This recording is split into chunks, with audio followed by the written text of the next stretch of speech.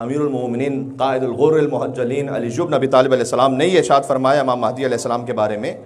जब भी इमाम महदी का जिक्र आता था तो रिवायात में इस तरह से कि आह भरते थे मौला अली, जैसे आह, और अपने सीने की तरफ इशारा फरमाते थे और कहते थे शौक़न इला रोयत, कितना मुश्ताक हूँ मैं अपने मेहदी की रोयत का। हाँ, मौला अली अलैहिस्सलाम मुश्ताक हैं अपने फ़र्जंद हज़रत हुज्जत की रोयत के। सुभान अल्लाह। फिर फरमाया, क्या कहना, वो तो ख़ुद अली इब्न अबी तालिब ही का नूर और खून है। फिर फरमाया उनके असहाब के लिए, इमाम महदी के असहाब के लिए फरमाया मेरे माँ बाप कुर्बान हो जाएं उन अफराद पर कि जो ज़मीनों में मजहूल हैं लेकिन आसमानों में मारूफ है। यानी अभी ज़मीन वाले पहचानते नहीं उन्हें। ये इशारा है इमाम महदी अलैहिस्सलाम के असहाब की तरफ, जो ज़मीन में मजहूल है आसमान में मारूफ है, आसमान की मखलूक़ात जानती हैं, मेरे माँ बाप कुर्बान हो जाए।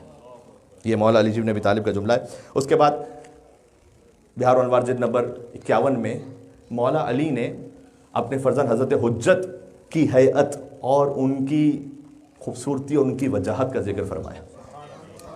फरमाया वो महदी कायम ऐसा जवान है, सबसे पहले जवान है, 1189 सिन है लेकिन जवान है।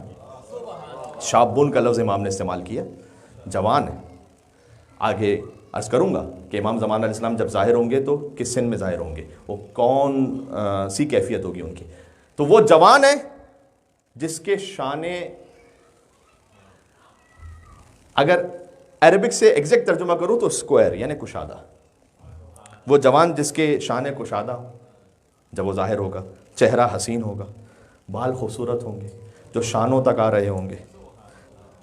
फिर बड़ा लतीफ़ जुमला फरमाया कि चेहरे से वो नूर निकल रहा होगा कि जो उनकी दाढ़ी की स्याही को भी मान कर देगा। फरमाया मेरे बाबा कुर्बान हो जाएं बेहतरीन खातून के उस फर्जंद पर, यानी बीबी नरजिस खातून को सलाम किया यहाँ मौला अली इब्न अबी तालिब अलैहिस्सलाम ने।